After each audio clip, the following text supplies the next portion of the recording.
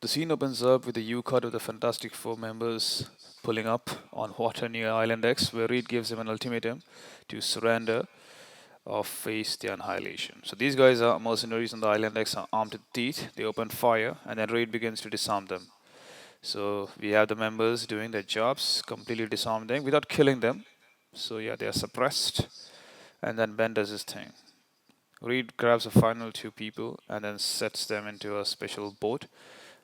Turns out they're all the national criminals from their respective countries and asks Sue to take them to the international police and return them to the jails. Meanwhile, Reed moves on here to discover information of Dr. Gamma's labs. He's actually amazed by his intelligence of conquering the sea.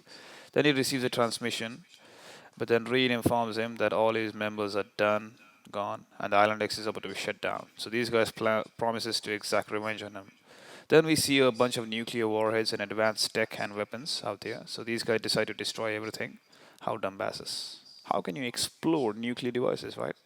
So it sets up a mushroom like cloud and completely acidifies, what do you say? Infects the water, the radioactivity. And then we see the Dr. Gamma out here discovering the island is completely flattened. He sets out among the ruins, cry upon his hard work, all wasted. But then the radioactive from the materials and the uranium deposits transforms him into a special like creature.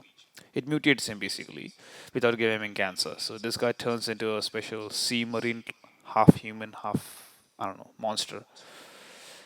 And then turns out he plans to have revenge. So there we see here they are planning to decide where Dr. Gamma may have went, and they can't seem to get a fix on his location. Then we see Torch here, who is a little under the weather.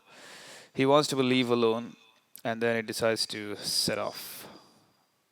The team let him be, and we see John taking a stroll across the streets to refresh his mind, where he comes upon two chaps who are sailors in a hotel, where they talk about this mysterious sea creature who attacked them. Turns out it's the same sea monster. Yep, Dr. Gamma. Johnny asks them to take them to this place ASAP where you can see this guy. So these guys set out at dawn. Meanwhile, Reed, Sue, and the Thing set out in the U-Cart to check among the ruins if Dr. Gamma is found. They found his U-Cart, so they presume he is dead. Then the sailors spot the monster in the sea, and then Johnny tries to attack him, but this guy dodges his first attack.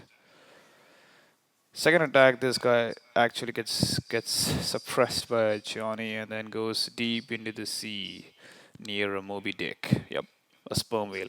This guy wakes him up, somehow summons him to be a slave, and enhances his powers using his radioactivity. Fantastic. So first, Moby Dick shipwrecks the sailors and Johnny where they are in a boat. So the Johnny sets a signal for the emergency. Then we see the police arming up the streets and evacuating the city to prep for the Moby Dick attack. Of course, Fantastic Four arrive in time, save the sailors and Johnny, and they set out to stop Moby Dick.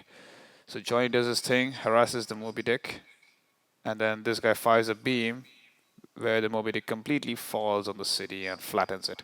Then we see Ben strapping a huge kiloton bomb on him, enters Moby Dick, plants him, and escapes before Sleeping Beauty wakes up. Wow, boom.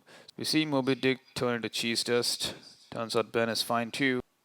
Then we see this guy firing a last attack. Sue holds off with a shield, but again, as we know, it's always temporary.